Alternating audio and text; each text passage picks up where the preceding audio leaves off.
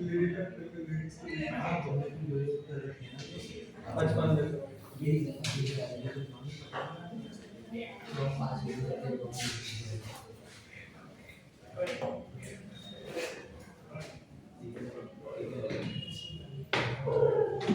Topic start करेंगे, interest on debentures.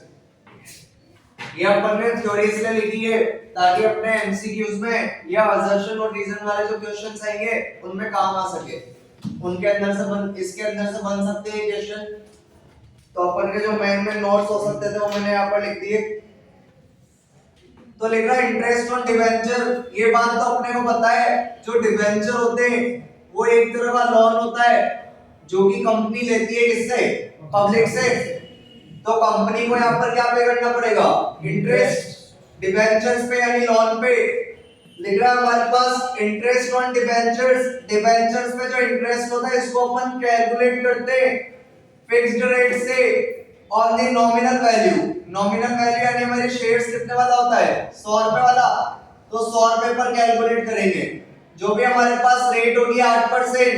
अब सामने वाले के पास 10 डिवेंचर है या 1 लाख डिवेंचर है, तो मल्टीप्लाई कर देंगे अपन। 1 लाख से 10,000 मान लेते हैं, 10,000 डिवेंचर है तो हमारे पास वैल्यू कितनी हो गई, 10 लाख। कंपनी ने कितने डिवेंचर इशू करे, 10,000, और फेस वैल्यू कितनी है हमारे पास, 100 रुपए। तो डिवेंचर की वैल्यू कितनी हो गई, 10 लाख। अब चाहिए डिवेंचर कंपनी ने प्रीमियम पे इशू करे हो यानी 110 पे, या फिर चाहे डिस्काउंट पे इशू करे हो 90 पे। हमें उससे कोई मतलब नहीं है। हमारे पास फेस वैल्यू कितनी बन रही है डिवेंचर्स की, 10 लाख। तो इंटरेस्ट भी इसी पे कैलकुलेट करना है। ऐसा नहीं है 10,000 डिवेंचर को आप 110 से मल्टीप्लाई कर दो, 10,000 डिवेंचर को आप 90 से मल्टीप्लाई कर दो। हमेशा फेस वैल्यू पे दिया जाता है। तो अगर कंपनी ने 10,000 डिवेंचर इशू करे तो 100 रुपए के हिसाब से बने 10 लाख। 10 लाख पे निकाल देंगे कितना परसेंट, 8%। कितना निकल जाएगा, 80,000। कितना निकल जाएगा, 80,000। तो इंटरेस्ट हमेशा कैलकुलेट करते हैं फिक्स रेट से। जो भी कंपनी ने डिवेंचर पे रेट मेंशन कर रखी है 8%, 7%, 10% on the nominal value of the debentures. Debentures की जो फेस वैल्यू होगी उसी पे कैलकुलेट करना है। अगर हमारी डिवेंचर की कैपिटल 10 लाख है तो 10 लाख पे निकालेंगे। अब चाहे हमने डिवेंचर प्रीमियम पे दिया हो या डिस्काउंट पे दिया, उससे हमें कोई लेना देना नहीं है। हमेशा फेस वैल्यू से मल्टीप्लाई करना है, फिर जो अमाउंट आएगा उस पे इंटरेस्ट निकाल देंगे तो ये हमारा इंटरेस्ट आ गया।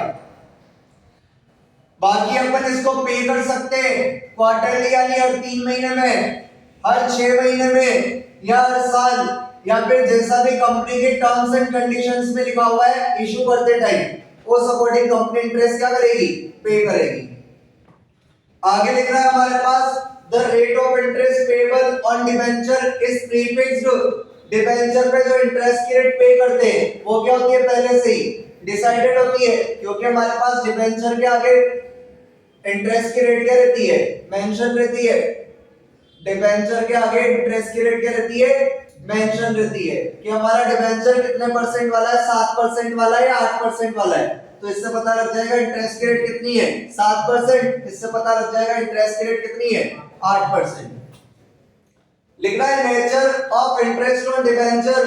डिवेंचर का नेचर कैसा होता है, तो जो हमारा इंटरेस्ट है डिवेंचर पे ये एक चार्ज होता है अगेंस्ट प्रॉफिट। और ये वाली चीज अपन ने पार्टनरशिप में भी पढ़ी थी। चार्ज का मतलब क्या होता है, चाहे कंपनी को प्रॉफिट हो या लॉस हो इंटरेस्ट तो पे करना ही पड़ेगा। ये वाली चीज अपन ने पार्टनरशिप में पढ़ी थी, किसके केस में, इंटरेस्ट ऑन लोन के केस में, और रेंट ऑफ पार्टनर्स प्रीमाइसेस के केस में, और मैनेजर कमीशन के केस में। ये तीनों के तीनों पार्टनरशिप में फर्म के अगेंस्ट क्या होते हैं, चार्ज अगेंस्ट प्रॉफिट। एक तो interest on partners loan, rent of partners premises और मैनेजर कमीशन। ये तीनों फर्म को चुकाने ही पड़ते हैं, चाहे फर्म को फायदा हो या नुकसान हो। वैसे यहाँ पर लिख रहा है कि इंटरेस्ट ऑन डिवेंचर प्रॉफिट के अगेंस्ट क्या होता है, चार्ज। लिखना है interest on debenture has to be paid regularly. Debenture का इंटरेस्ट देना ही पड़ेगा, चाहे कंपनी को लॉस हो रहा हो या चाहे कंपनी को प्रॉफिट नहीं हो रहे हो, इंटरेस्ट तो चुकाना ही पड़ेगा। इसमें से 1 नंबर के एमसीक्यू या असर्शन और रीजन वाले हमारे पास क्वेश्चंस बन सकते हैं, एक नंबर के। एक हमारे पास होता है अक्रूड इंटरेस्ट। अक्रूड का मतलब होता है आउटस्टैंडिंग, जिसको अपन अगर हिंदी में देखें तो इसका मतलब होगा नहीं चुकाया।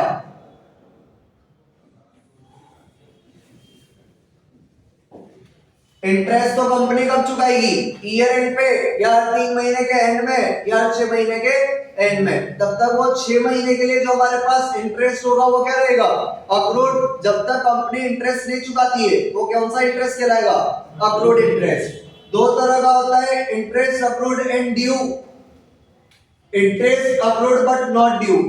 पहला वाला समझ रहे, इंटरेस्ट अक्रूड एंड ड्यू। इसमें से भी एमसीक्यू बन सकता है कि भाई कौन सा इंटरेस्ट अक्रूड एंड ड्यू होगा और कौन सा interest accrued but not due होगा। तो इसको भी अपन समझ लेते। इससे समझते पहले अपन चार्ट से, टाइमलाइन से, उसके बाद अपन थ्योरी पे आएंगे। जैसे हमारा ईयर मान लो स्टार्ट हो रहा है 1 अप्रैल 2022 से और ईयर एंड हो रहा है हमारा 31 मार्च 2023 को। अब कंपनी ने डिसाइड करा है कि कंपनी हाफ पेड इंटरेस्ट पे करती है दो बार, एक तो 30 जून को और एक 31 दिसंबर को। तो अप्रैल से लेकर मार्च के बीच में एक तो क्या आएगा 30 जून और एक क्या आएगा 31 दिसंबर। मान लेते हैं कंपनी ने 30 जून को तो इंटरेस्ट चुका दिया, लेकिन जो 30 जून से लेकर 31 दिसंबर तक जो 6 महीने का इंटरेस्ट बनता था वो कंपनी ने ये इंटरेस्ट नहीं चुकाया। तो इस वाले ईयर एंड के लिए जब आप लोग बैलेंस शीट बनाओगे, इस वाले ईयर एंड के लिए जब आप लोग बैलेंस शीट बनाओगे तो इस ईयर एंड में बैलेंस शीट के अंदर आप 31 दिसंबर 2022 को जो आपने इंटरेस्ट नहीं चुकाया उसको आप शो करोगे किस नाम से? इंटरेस्ट अक्रूड एंड ड्यू के नाम से। अगर हमारा ईयर स्टार्ट हो रहा है 1 अप्रैल 2022 को और ईयर एंड हो रहा है 31 मार्च 2023 को और कंपनी दो बार इंटरेस्ट चुकाती है, तो 30 जून को और 31 दिसंबर को, तो 30 जून को तो मान लेते कंपनी ने इंटरेस्ट चुका दिया, लेकिन 31 दिसंबर वाला इंटरेस्ट अभी कंपनी ने चुकाया नहीं है। तो ये इंटरेस्ट 31 मार्च 2023 की बैलेंस शीट में किस नाम से लिखा जाएगा? इंटरेस्ट अक्रूड एंड ड्यू के नाम से। तो ये तो हमारा क्या हो जाएगा? Interest accrued and due. ऐसा इंटरेस्ट जो अपन ने चुकाया नहीं है ईयर एंड से पहले, तो ईयर एंड पे उसको क्या बोला जाएगा? Interest accrued and due. लिख रहा है हमारे पास इफ अ कंपनी पेज, अगर कोई कंपनी पे करती है डिबेंचर पे इंटरेस्ट हाफ ईयरली 30 जून और 31 दिसंबर को, while preparing the balance sheet, जब हम बैलेंस शीट बना रहे होंगे 31 मार्च 2023 को, if the interest for the period, जो हमारा इंटरेस्ट है फॉर द पीरियड एंडिंग 31 दिसंबर 2022, 31 दिसंबर 2022 वाला इंटरेस्ट अभी तक अनपेड है, अनपेड यानी चुकाया नहीं है, it will be called interest accrued and due. तो इस वाले इंटरेस्ट को क्या बोला जाएगा? Interest accrued and due. कौन से ईयर के लिए? 31 मार्च 2023 के लिए। अब अपन पढ़ेंगे interest accrued but not due. देखते हैं।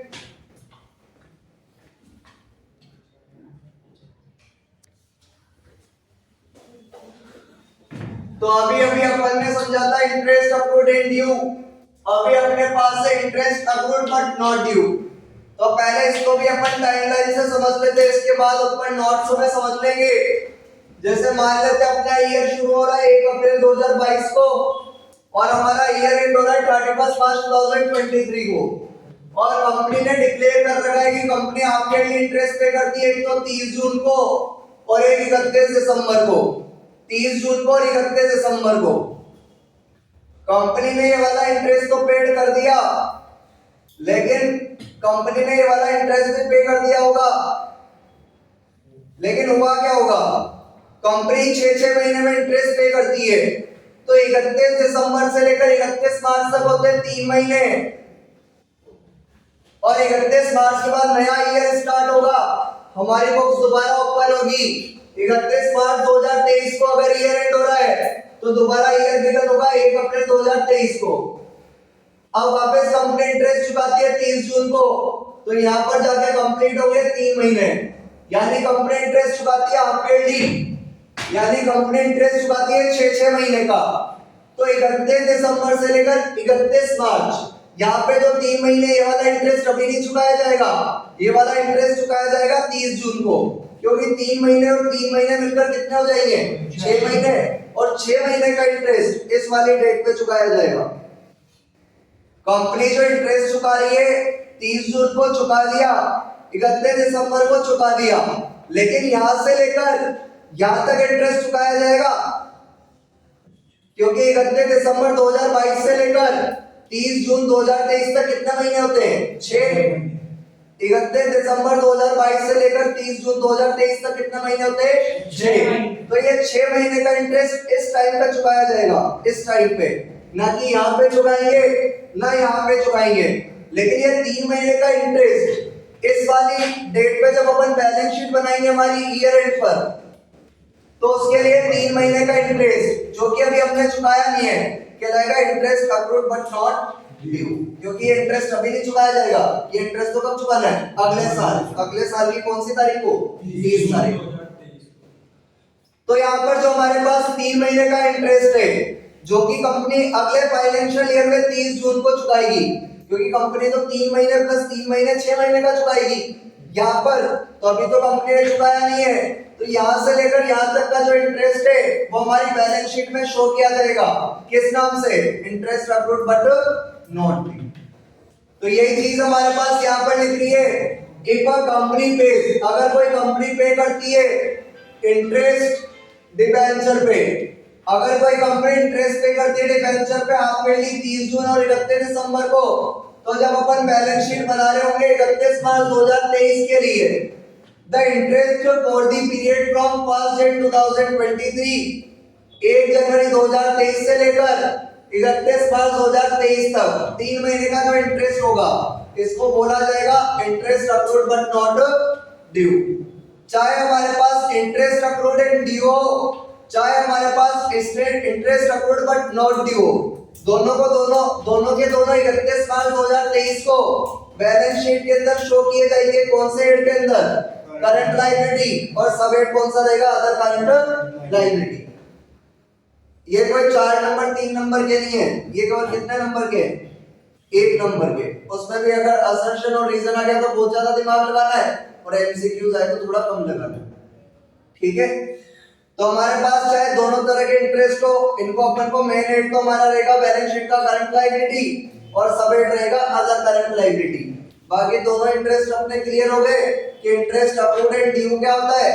जब कंपनी ने इंटरेस्ट नहीं चुकाया था 31 दिसंबर का, तो उसको अपन को बैलेंस शीट के अंदर शो करना था इंटरेस्ट अक्रूड एंड ड्यू के नाम से। और जो हमारा 31 दिसंबर से लेकर 31 मार्च 3 महीने का इंटरेस्ट है, ये पे तो करेगी कंपनी, लेकिन नेक्स्ट ईयर की 30 जून को। तो इस 3 महीने के इंटरेस्ट को बोला जाएगा interest accrued but not due. Journal entry अपन देखें तो सबसे पहले कंपनी इंटरेस्ट ड्यू करती है, इंटरेस्ट चुकाना है तो इंटरेस्ट ड्यू किया जाता है। तो इसकी जर्नल एंट्री हमारे पास interest on debenture account debit to debenture holder account. जब इंटरेस्ट पे किया जाएगा तो डिबेंचर होल्डर हमारा क्रेडिटर बन गया था, क्योंकि इसको क्रेडिट कर दिया था। तो जब इसका इंटरेस्ट पे करेंगे तो इसको क्रेडिट से क्या कर देंगे? डेबिट, और पेमेंट कहां से हो जाएगा? बैंक से। तो debenture holder account debit to bank. अब इसको राइट ऑफ करना है, खत्म करना है, तो इसको चार्ज कर लेते हैं स्टेटमेंट ऑफ पी&एल से, क्योंकि कंपनी है। तो जब पहली बार इंटरेस्ट ऑन डिबेंचर डेबिट करा था तो ये पैदा हुआ था, खत्म करने के लिए इसको क्या कर देंगे? क्रेडिट, और चार्ज कहां से कर देंगे? Statement of profit and loss से, ईयर एंड पे statement of profit and loss account debit to interest on debenture. तो ये 3 एंट्रीज है। हो सकता है ये 3 एंट्रीज का क्वेश्चन 3 नंबर में या 4 नंबर में देखने को मिल जाए। तो एंट्रीज वाला क्वेश्चन 3-4 में मिल सकता है, लेकिन अभी जो थ्योरी पढ़ी है ये केवल कितने नंबर में आएगी? 1 नंबर में। 1 से 2 भी नहीं होंगे, केवल कितना नंबर? 1 नंबर। बाकी हो सकता है इसका क्वेश्चन दे दे और हो सकता है इसका क्वेश्चन ना दे। कल अपन ने पढ़ा था writing of loss on issue of debenture, तो उसका क्वेश्चन भी कितने नंबर में देखने को मिल सकता है? अपने को 3 नंबर में देखने को मिल सकता है। वैसे तो सैंपल पेपर में 6 नंबर का डाला हुआ है क्वेश्चन नंबर 26, लेकिन अपने को कितने नंबर में मिल सकता है? 3 नंबर मेन एग्जाम के अंदर। बाकी इसका क्वेश्चन कल करेंगे।